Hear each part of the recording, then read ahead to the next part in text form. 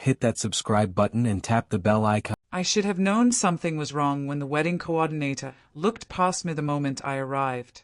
Her smile froze halfway, the way people smile when they don't know where to seat someone who doesn't quite fit. She held her clipboard like a shield and said, "You must be Brandon's mother. The seating list is complicated today." Complicated. That word always means you're not going to like this. The ceremony was held at a sprawling estate on the edge of Denver. Stone fountains, manicured hedges, everything polished to a shine that smelled faintly of money and roses. I walked up the gravel path, heels crunching, clutching my small purse like a life raft. I'd chosen a simple navy dress, pearls, and the soft gray shawl my late husband gave me for our 30th anniversary.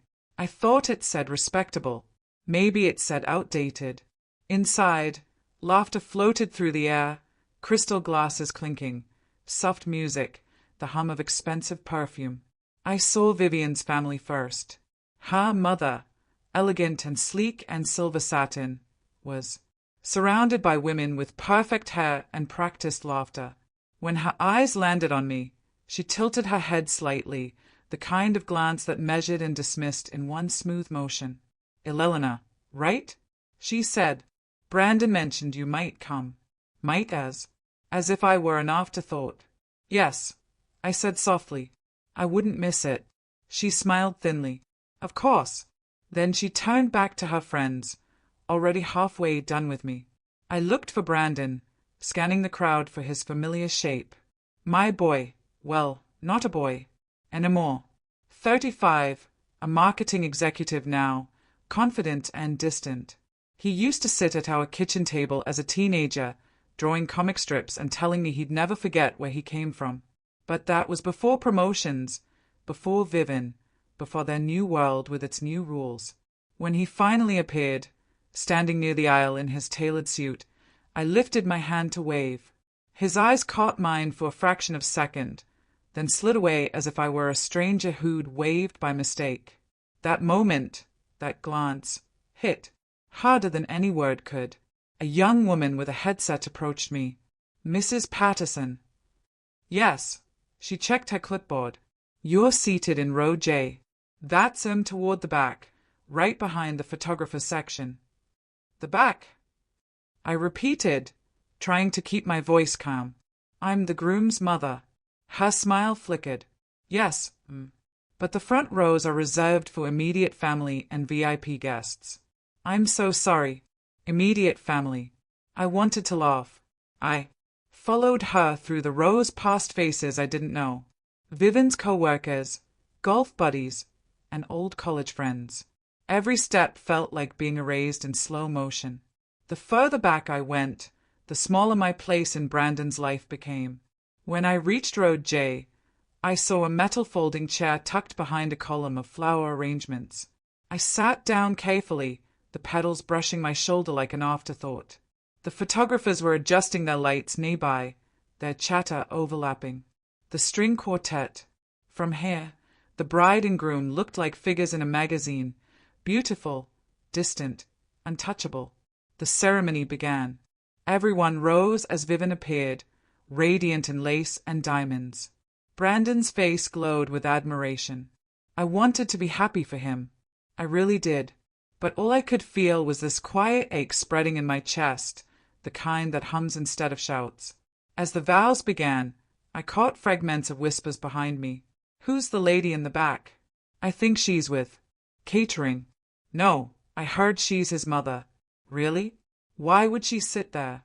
Their words felt like gentle knives, polite, curious, but cutting just the same. I folded my hands in my lap, nails pressing into my palms until I felt the sting. I told myself not to cry. Not here. Not now. When the officiant said, "Does anyone object?" A nervous laugh rippled through the guests. I almost wanted to raise my hand, not because I objected to the marriage, but because I objected to being invisible. Vivian's mother dabbed her eyes in the front row, glancing back once, just long enough to confirm that I was still where they'd placed me, out of sight, out of mind. When the couple kissed, everyone cheered. I clapped, too, softly, like a ghost clapping for the living.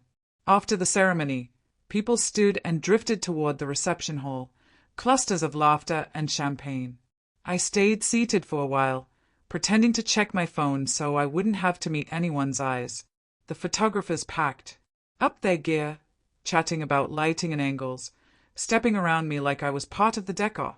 I remembered when Brandon was 10 and refused to sing in the school concert because he didn't want me sitting alone in the audience.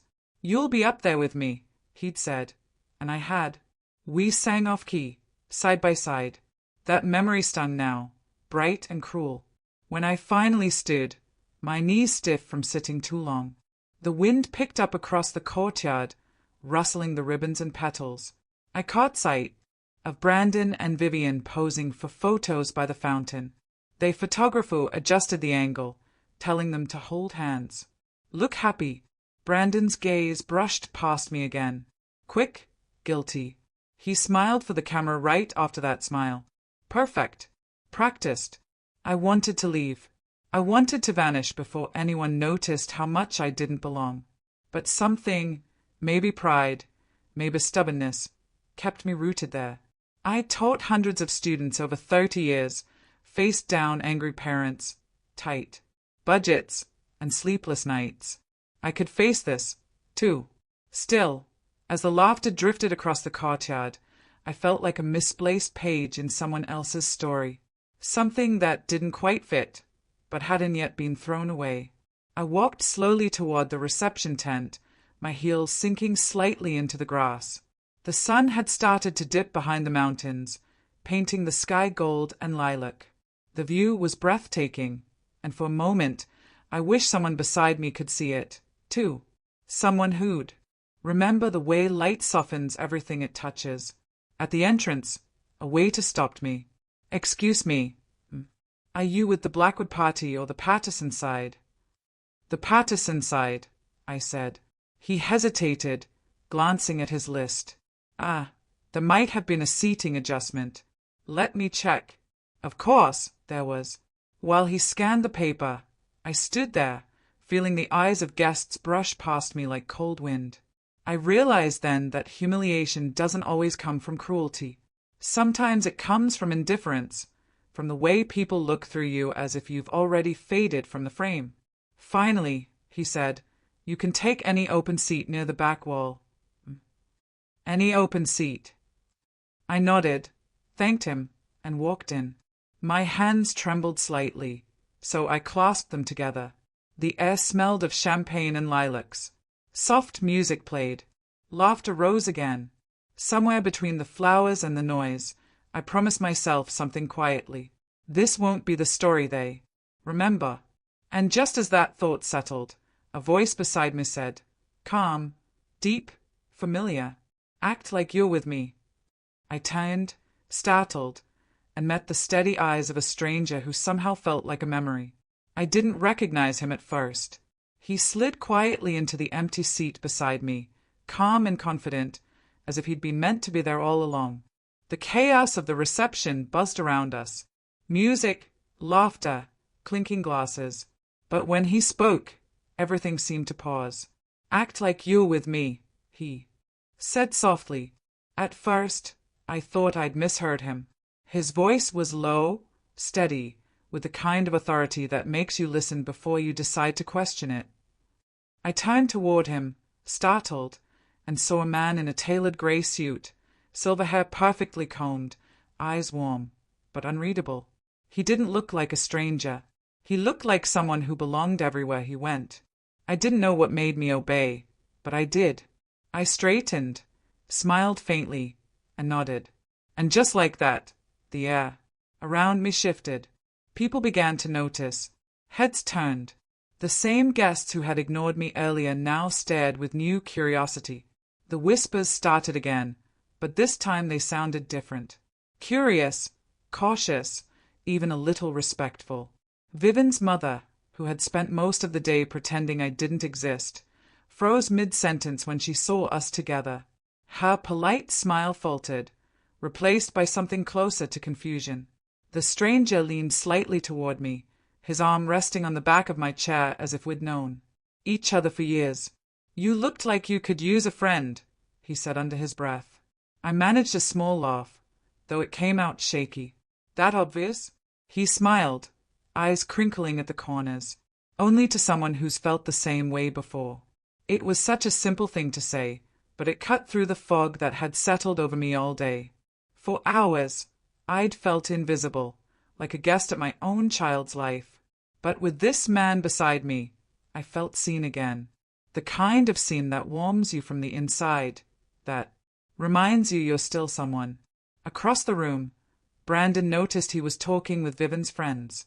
His tie loosened, his smile wide, but when his eyes met mine, he hesitated. His gaze darted to the man sitting beside me, then back to me. For the first time that day, he looked uncertain. I didn't look away. Vivian joined him, her expression tight. She whispered something, glancing in our direction. He shook his head, pretending to brush it off, but I saw it. The quick clench of his jaw, the faint flush in his cheeks. Resentment rose in me, steady and sharp, not because I wanted to embarrass them, but because they had already embarrassed me. They had chosen to hide me like a stain, to tuck me in the back row while pretending I should be grateful to be included at all. And now, just because someone treated me like I mattered, they were uncomfortable. The stranger, Theo, I would later learn, reached for a glass of water and handed it to me. "You're shaking," he said quietly. "I'm fine," I whispered, though I wasn't. My chest HDHD with a mix of shame and defiance. He studied me for a moment, then smiled again, gentle, patient, as if he understood more than I said. "Then let's make them believe that," he murmured. We sat together for the rest of the reception, talking softly about nothing in particular. He asked about the food, the flowers, the music. Every question was ordinary, but his tone made it feel like conversation, not small talk. It grounded me. For the first time that day, I didn't feel like a forgotten guest. The photographer circled the room, snapping pictures of the newlyweds and their guests. When he reached our table, Vivian's mother whispered something to him, her eyes flicking toward us. He hesitated, unsure, then lifted the camera. Anyway, Theo smiled easily, turning slightly toward me. "Smile," he said quietly, and I did. The flash went off. I don't know why that single moment felt so powerful. Maybe because it was proof that I existed in this story after all. Proof that no one, not even my own son, could erase me completely. As the night went on, I caught more glances from people who had ignored me earlier. Some smiled politely, others looked away, uncomfortable. Vivian's mother whispered again to her circle of friends.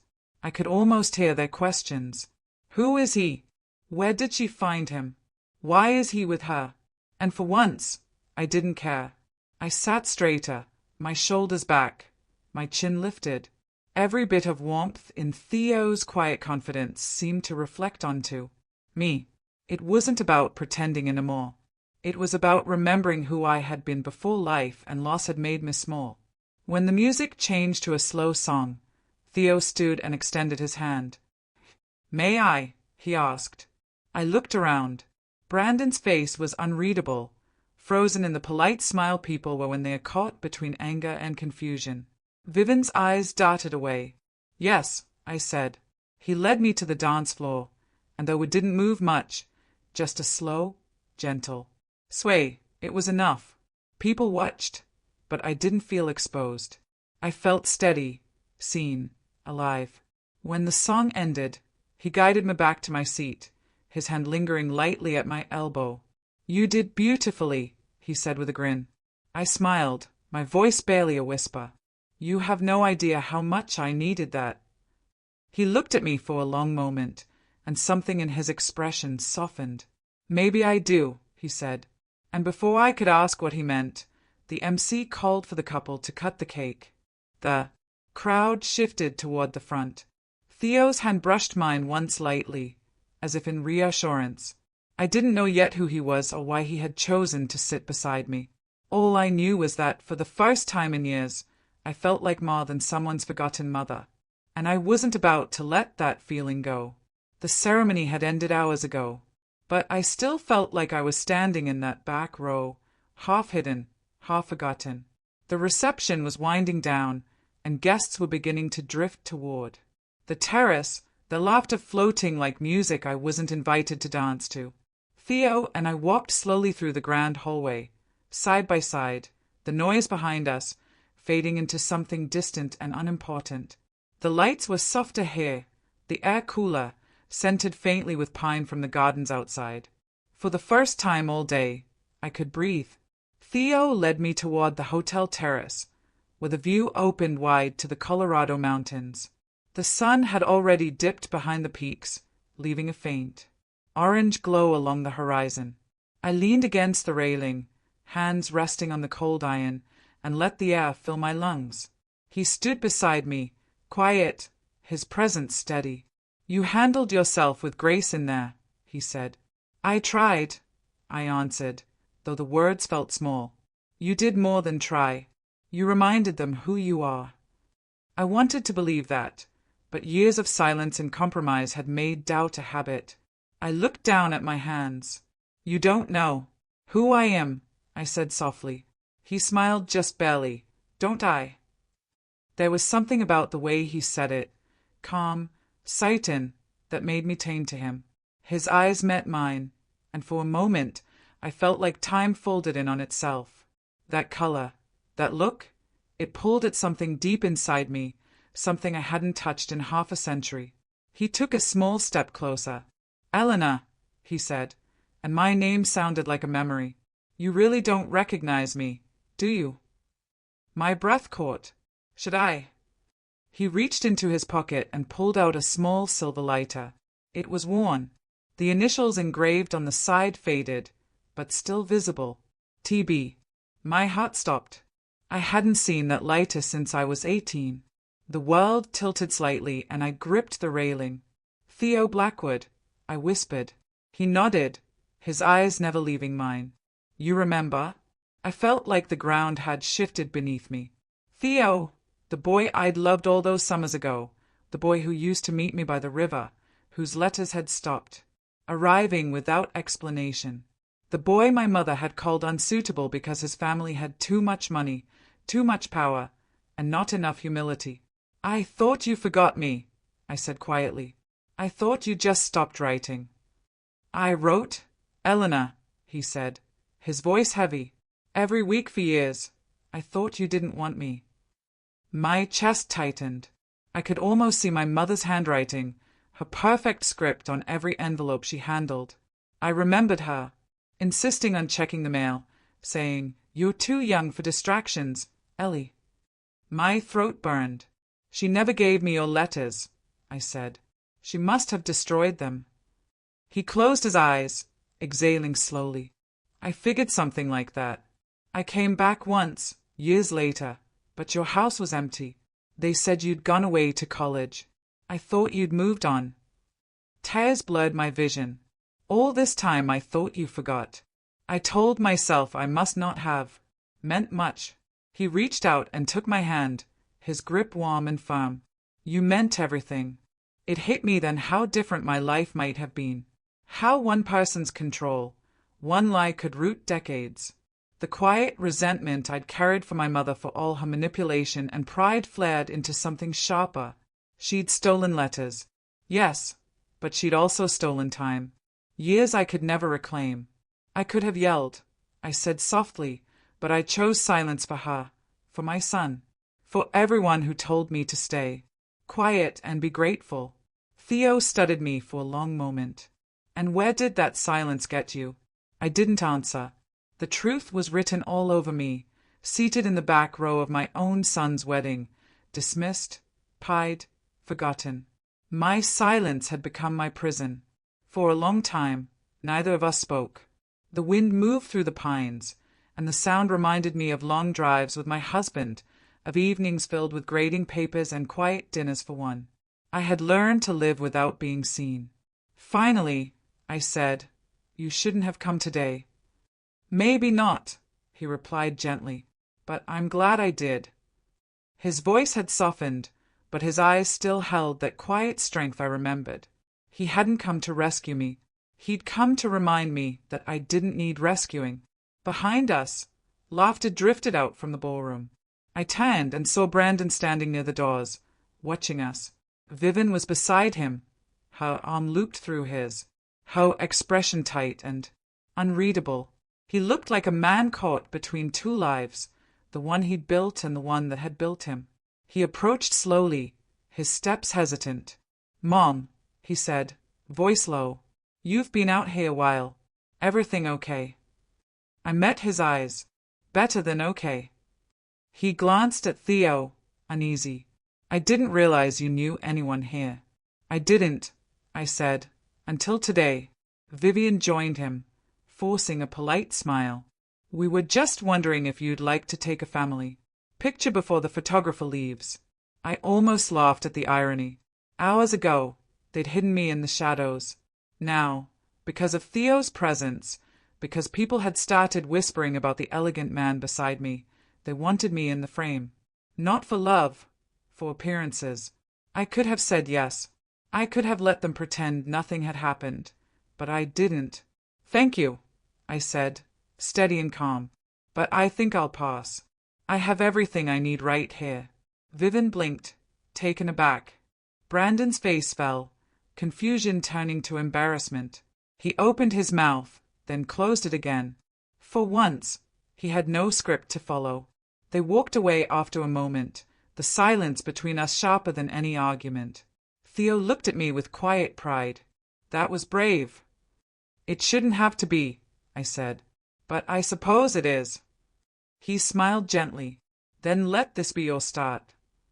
We stood there as the first stars began to appear, the last of the music fading. Behind us, I felt lighter, though not in the easy, happy way I'd imagined happiness might feel. This was something quieter, like standing up straight after years of bowing. When the wind brushed against my face, I realized that the resentment I'd carried for so long was still there. But it wasn't in control anymore. It was part of the story, not the ending. Theo's hand found mine again. "You were always stronger than they saw," he said. And for the first time in years, I believed it. When the guests began leaving for the night, the music had softened into something slow and forgettable. The laughter that once filled the air was thinning, replaced by the rustle of dresses and the faint scrape of chairs being folded away. I sat with Theo on a bench near the garden lights, just far enough from the reception tent that I could hear my own thoughts. The air was cool, and the mountain breeze carried the scent of lilac and champagne. It should have been peaceful, but my mind was a storm. Brandon hadn't spoken to me again since that brief moment on the terrace. I caught glimpses of him inside, his expression tight and distracted as he thanked guests and posed for photos. Vivian hovered beside him like a queen in her own kingdom, her smile flawless, her voice sharp enough to slice through conversation. Every time I looked at her, I felt a quiet sting, not because she was beautiful or confident, but because she had taken my son so completely that he no longer recognized what he'd lost. Theo noticed the way I stayed toward the tent. "You don't owe them anything tonight," he said. I sighed. "He's my son. He's also an adult who made choices," Theo replied. "So have you." His calm tone steadied me, but my resentment still burned under the surface. I thought about all the years I had spent being careful not to offend, not to burden, not to expect too much. I had accepted being the helper, the listener, the quiet one in the corner. I had made myself small so others could feel large. And for what? So I could be seated behind the photographers at my own son's wedding. I folded my hands in my lap and looked at the glow from the reception hall. When Brandon was little, he used to grab my hand when he was scared. I said he'd hold on so tightly his fingers would shake. I told him that no matter how old he got, I'd always be there to hold his hand back. I wonder when he stopped believing that. Theo didn't speak right away. He just placed his hand gently over mine, the way he had earlier that afternoon. "He'll remember one day," he said quietly, "but that's not your responsibility anymore." Inside the tent, Vivian's mother laughed. A bright practice laugh that made me double. I watched her glide between tables, her silver gown catching the light. She was the kind of woman who never had to earn her place at the table. People simply made room for her. When her eyes met mine through the open flap of the tent, she offered a polite smile that didn't reach her eyes. It was the same smile she'd given me that morning, the smile that said, "You'll never quite belong here." I looked away. Theo and I sat in silence for a while, the hum of the night settling around us. Finally, he said, "You have every right to be angry, you know." I nodded slowly. "I'm not sure anger helps anymore." "Maybe not," he said, "but truth does." That word truth hung in the air between us. For so long, I had been afraid of it, afraid of what would happen if I stopped pretending everything was fine. My whole life had been built on keeping peace at the cost of myself. Now I saw how deeply that habit had shaped me. "I think I let them take pieces of me," I said. "One favor, one apology, one silence at a time." Theo's voice softened. "Then it's time you take those pieces back." I wanted to. I truly did. But resentment is heavy, and mine had grown roots. Each memory of neglect, every small dismissal was tangled in those roots. Even now, part of me still wanted Brandon to turn around, to say he was sorry, to invite me forward. That tiny hope felt like weakness, but it was real. When the music faded for the final time, the guests began spilling out of the tent with their goodbyes and leftover slices of cake. I stayed seated, watching as Brandon and Vivian stood near the exit, thanking people as they left. I wondered if he would look for me, if he'd notice I was still there. He didn't. Not until the last car pulled away did he finally step outside. Vivian was beside him, her voice low but sharp. I couldn't hear her words, but I could read her face, tight, annoyed, impatient. Brandon followed her gaze toward me. He hesitated, then offered a brief wave, the kind you give a neighbor from across the street. No words, no approach, just distance. That was when the hurt settled into something deeper than anger. It was the quiet understanding that I could not change what I meant to them. Not tonight. Maybe not ever. Theo stood and offered me his arm. "Come on," he said softly. "You've stayed long enough." I looked once more at the glowing tent, the fading music, the silhouettes of people who had made me feel smaller than I'd ever thought possible. Then I rose, taking his arm. "You're right," I said. "It's time." As we walked toward the car, the gravel crunched beneath our feet, and for the first time in years, I didn't feel the need to explain myself. I had no apologies left to give. The resentment was still there, but it was quieter now, like a wound finally starting to close. Theo opened the car door for me and smiled. "You did well tonight," he said. "I didn't do anything," I replied. "Yes," he said softly. "You finally did."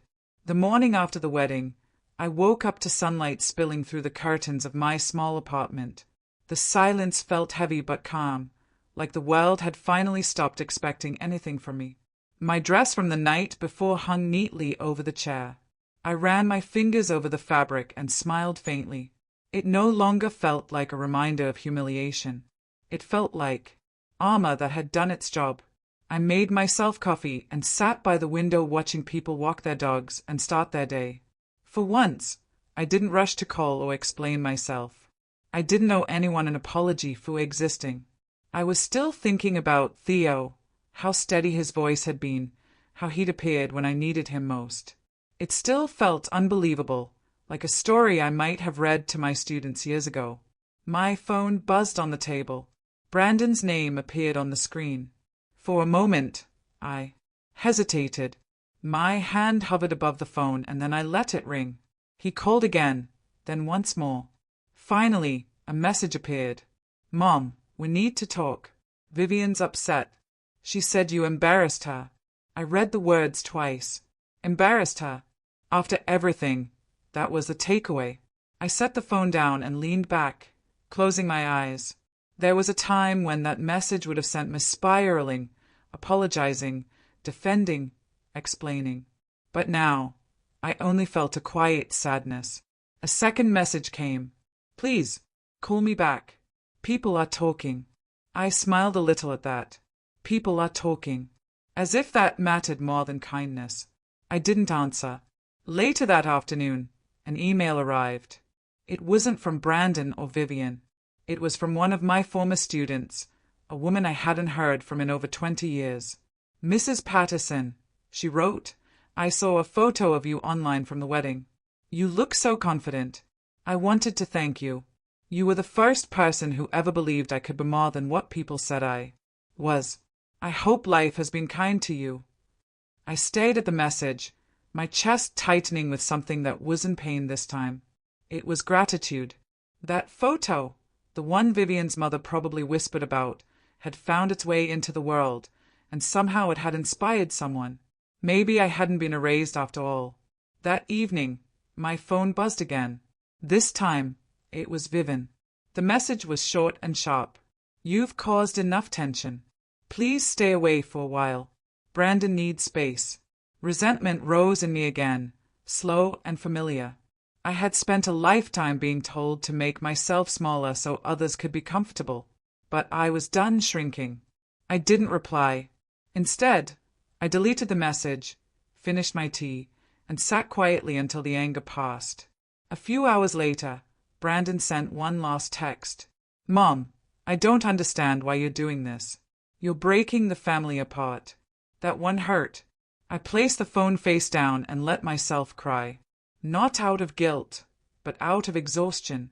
I had carried that family on my back for so long, smoothing every rough edge, softening every word that might hurt. And yet, I was the one accused of breaking it. When the tea stopped, I stood and looked in the mirror. My eyes were swollen, but there was something new in them. Resolve. I wasn't the same woman who'd walked into that wedding, desperate for a seat at someone else's table. I had built tables of my own before, and I could do it again. The next morning, I drove to a small bookstore downtown. It was quiet, filled with the scent of old paper and cedar. I bought a notebook and a pen, and sat in the corner by the window. Page 1. Dear Theo, I didn't know if I'd ever send it, but it felt right to start.